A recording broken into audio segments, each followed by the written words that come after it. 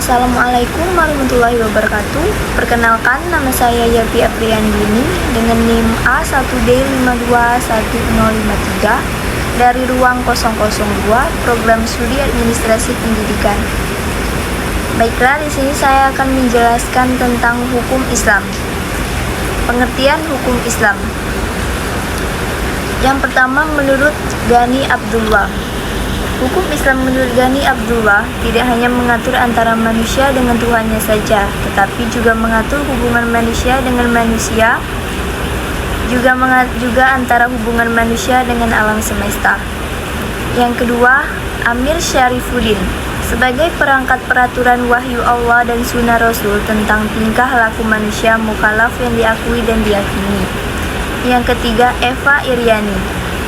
Menurut Eva Iryani adalah syariat Islam yang berisi sistem kaidah-kaidah yang didasarkan pada wahyu Allah Subhanahu wa taala dan sunnah Rasul mengenai tingkah laku orang yang sudah dapat dibebani kewajiban, yang diakui dan diyakini, yang mengikat semua pemeluknya. Adapun sumber hukum Islam, yang pertama, Al-Quran.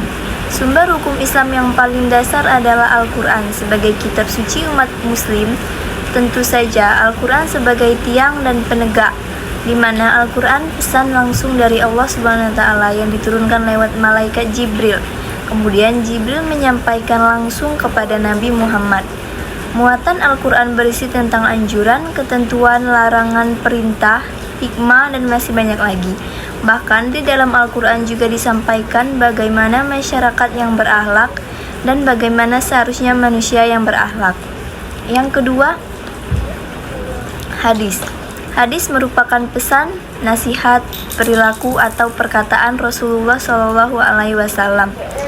Segala sabda, perbuatan, persetujuan, dan ketetapan dari Rasulullah SAW akan dijadikan sebagai ketetapan hukum Islam.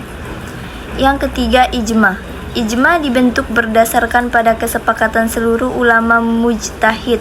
Kesepakatan dari para ulama, ijma tetap dapat dipertanggungjawabkan di masa sahabat, tabi'in, dan tabi'ut tabi'in.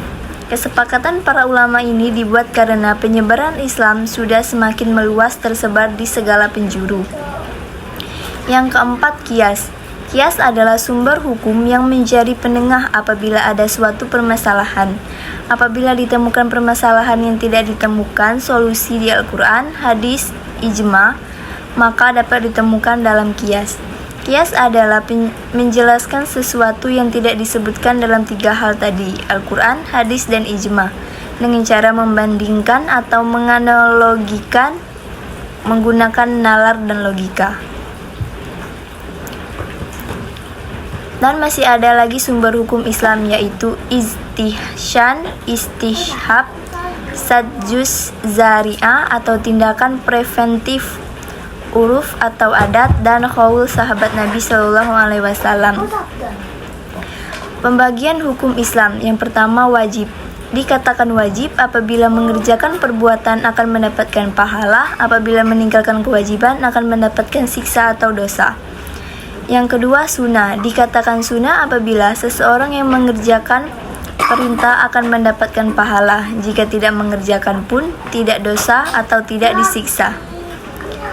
Yang ketiga, haram. Dikatakan haram apabila hal-hal yang dilarang tetap dilanggar, akan dicatat sebagai dosa. Jika meninggalkan hal-hal yang haram, maka akan dicatat mendapatkan pahala. Yang keempat, makruh. Dikatakan makruh apabila aturan yang dimakruhkan ditinggalkan, maka jauh lebih baik. Sedangkan jika yang dimakruhkan tetap dilakukan, maka kurang elok atau kurang baik.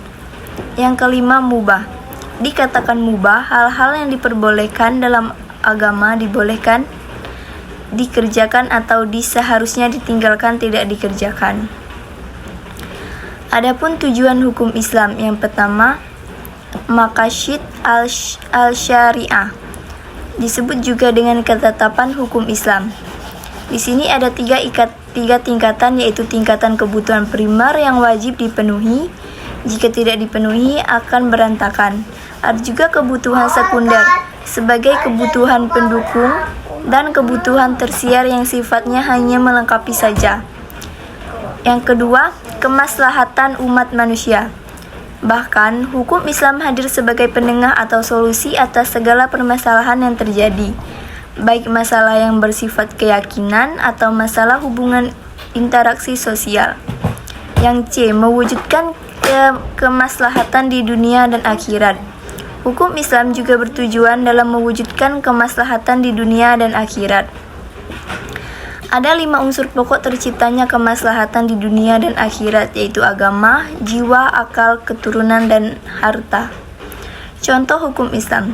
Contoh hukum Islam yang nyaris kita tidak pernah memikirkan sampai ke sana adalah masalah pencatatan pernikahan.